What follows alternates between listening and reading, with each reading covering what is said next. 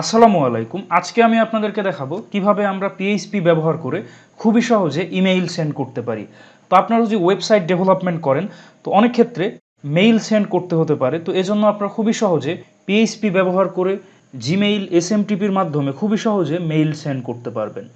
এটা করতে গিয়ে আপনারা বেশ সমস্যার সম্মুখীন হন। তো আজকে এই বিষয়টা আমি আপনাদেরকে ইন ডিটেলস দেখাবো। তো চলুন শুরু করা যাক।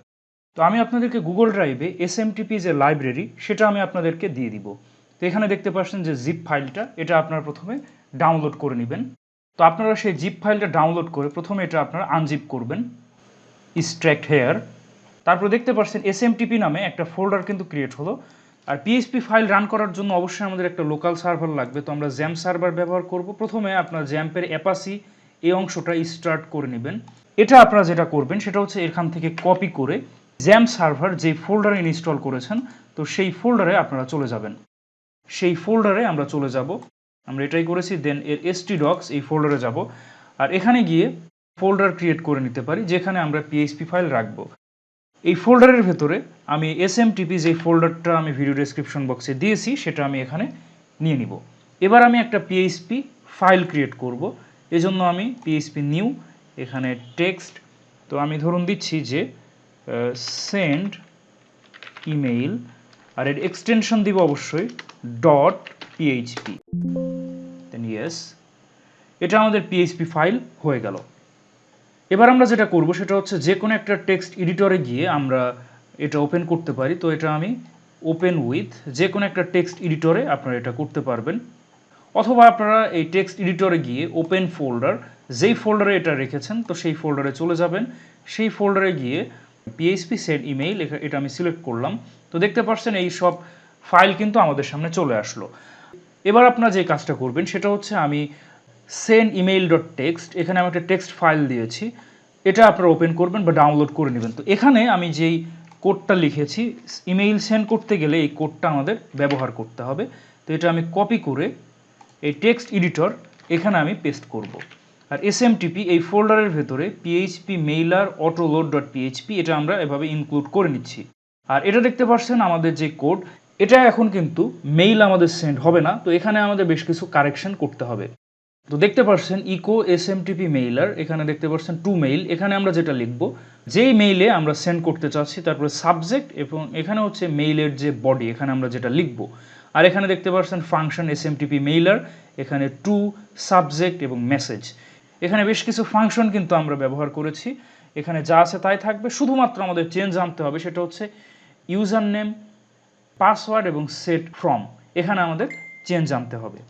এটা চেঞ্জ আনতে গেলে যে জিমেইল থেকে আমরা মেইলটা সেন্ড করব সেখানে বেশ কিছু সেটিংয়ে আমাদের পরিবর্তন আনতে হবে। তো আমি ভিডিও ডেসক্রিপশন বক্সে আপনাদেরকে একটা লিঙ্ক দিয়ে দিব, তো অবশ্যই সেই লিঙ্কে আপনারা যাবেন। তো এই জন্য আপনারা দেখুন ভিডিও ডেসক্রিপশন বক্সে আপনাদেরকে আমি ঠিক এই লিঙ্কটা দিয়ে দিব। তো এখানে আপনারা ক্লিক করবেন, ক্লিক করলে আপনাদেরকে যে কোনো একটা ব্রাউজারে নিয়ে চলে আসবে।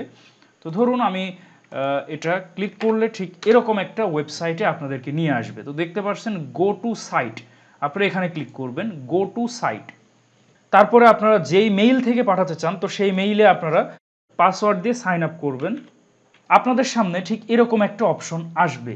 এরকম অপশন আসতে গেলে অবশ্যই আপনাদের যে জিমেইল এখানে টু ফ্যাক্টর অথেন্টিকেশন চালু থাকতে হবে, আদারওয়াইজ কিন্তু এই অপশনটা আসবে না। প্রথমে আপনারা টু ফ্যাক্টর অথেন্টিকেশন সেটা কিভাবে করবেন, ম্যানেজ ইউর গুগল অ্যাকাউন্ট, এখানে গিয়ে সিকিউরিটিতে যাবেন। সিকিউরিটিতে গিয়ে অবশ্যই টু ফ্যাক্টর অথেন্টিকেশন এটা আপনারা চালু করে নেবেন।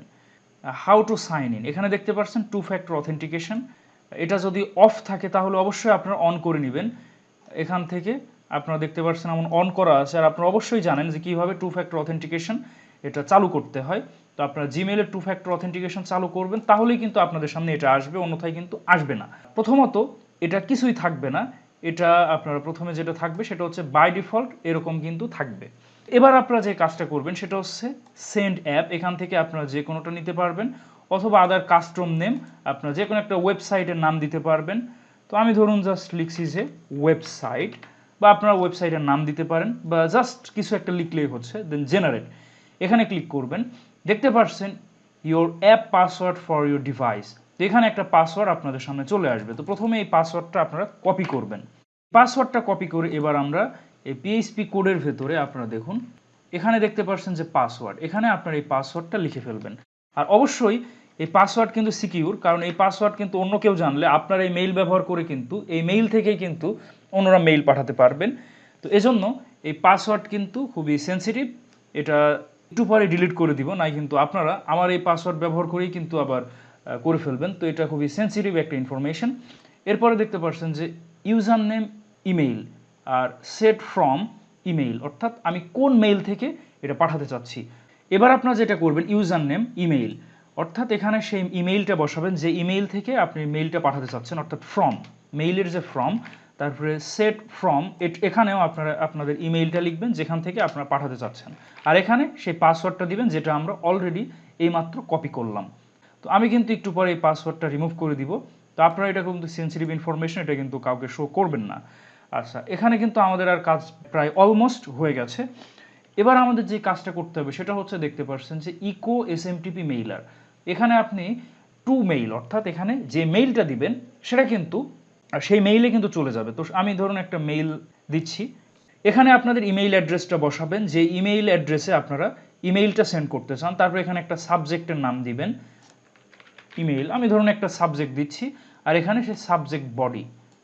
তো এটা হচ্ছে আমাদের টু, এটা হচ্ছে আমাদের সাবজেক্ট, এটা হচ্ছে আমাদের যে সাবজেক্টের বডি, মানে আমাদের যে মেইলের বডি।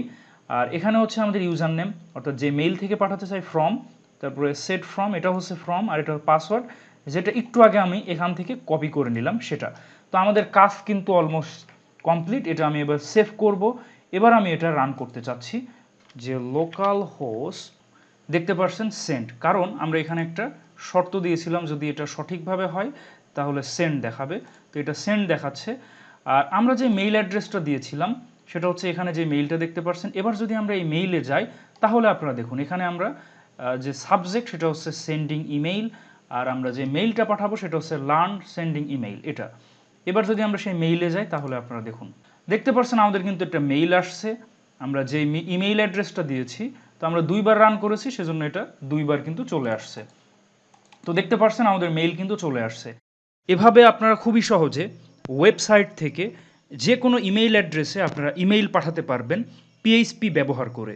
আর এখানে আমি সমগ্র কোড আমি ভিডিও ডেসক্রিপশন বক্সে দিয়ে দিব, এবং সেখান থেকে আপনারা সমগ্র কোড কপি করে আপনারা নিজেরাও ব্যবহার করতে পারবেন। এবং একই সাথে আমি এসএমটিপি যে লাইব্রেরি সেটাও আমি ভিডিও ডেসক্রিপশন বক্সে দিয়ে দিব। সেখান থেকে আপনার এসএমটিপি ফোল্ডার আপনারা ডাউনলোড করে আপনারা খুব সহজেই ইনক্লুড করতে পারবেন আপনাদের পিএইচপি কোডের সাথে। এখানে আপনাদের পিএইচপি কোডে খুব সামান্য পরিবর্তন আনতে হবে। শুধুমাত্র এখানে আপনারা সেন্ডার, রিসিভার যে ইমেইল অ্যাড্রেস সেটা লিখতে হবে, আপনার সেখানে ইমেইল সাবজেক্ট, ইমেইল বডি, এবং এখানে যে অ্যাপ পাসওয়ার্ড আমি দেখিয়েছি, যে সেন্ডারের যে অ্যাপ পাসওয়ার্ড সেটা আপনারা এখানে লিখলেই কিন্তু হয়ে যাবে।